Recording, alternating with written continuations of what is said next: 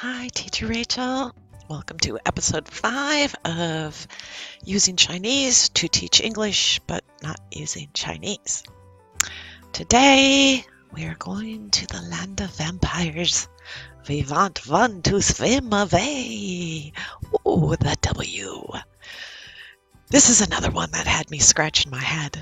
After 10,000 classes, I'm still scratching my head. I can't figure out why or how this comes in, but I have some ideas. So let's go over the whys first. Let's look at why the W is said like a V. First, I'm going to start that in Beijing, I think, is the predominant place creche for vampires. In general, I hear the v all over China, but the majority of them I hear coming out of Beijing. And a student will be reading and vivant. Are you from Beijing? It's like I'm looking at a crystal ball. I have a crystal ball. No, it's because I've heard it enough times and I can tell these ones are from Beijing. So I think there's a local dialect where that w is being said as a v, kind of like the Spanish V and B. You don't know if they're saying Victor or Bictor. And it's actually between the two. And so the W is much the same. It is a native phoneme to Chinese. They do have a w sound. They do. This is taught early, and it is one of the hardest habits for them to break. So difficult. I can get rid of the I can get rid of all those, but this one, oof, this one's brutal. So part of the problem is they learn the alphabet A, B, C, D, and they get to W, and W sounds nothing like W.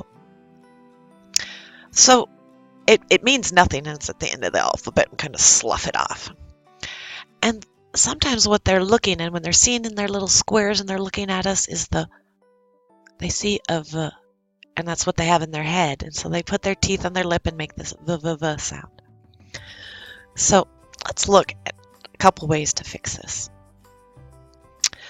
So here is a typical example of a Chinese word that they use daily. And it's 我, and it means I. 我们, we. Words they use every day. So one of the fixes I've started doing, I noticed that they don't do it on words, the WH, the question words, who, what, where, when, why. So I'll write the word want, and then I do it with an H, and they change it. For some reason, that's a switch that goes off in their head, and they do w instead of v. So whatever the word is, putting an H in there triggers something in their head. The other one I do is I deliberately, very specifically give them the word woven. And this is my cheat, so I'm not speaking Chinese. I use this because it's so close to woman. It ends in an N, one of the consonants they're familiar with. It sounds just like woman. And it's mimicking wo. So it contains both the W and the V. So one, again, turn sideways. This one is real important to turn sideways so they can see the difference. Wo, then, wo, then, wo, then. And they can see the difference. And so I have them practice. This is homework. They get to watch this. And I tell them to use a mirror. Get your mirror out. Start using it. Go for it. Go to town. Practice this one. And like I said, this one is really particularly difficult for them to break this habit of this slight V. And sometimes I break the rules and I will write out the wo, the character, and ask them to say it so I can watch their mouth and see how they say it in Chinese. And usually they say it very correctly, very properly, wo, with a nice wo. And sometimes before class, I'll be listening to them talking or watching them, and I'll hear them and they'll say v.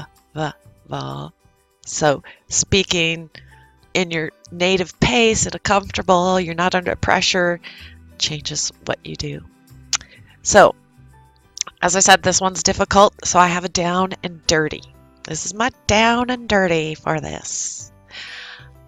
Again, we're trying to break the teeth on the lip habit of the V. It's a dental labial sound. And so have them pull out their lip.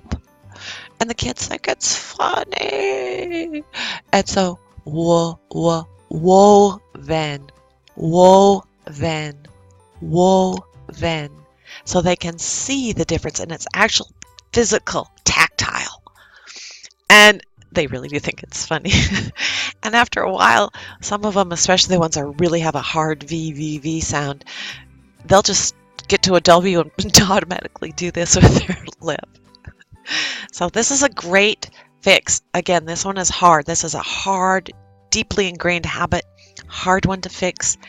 And don't be afraid to be crazy with it. Pull out your lip.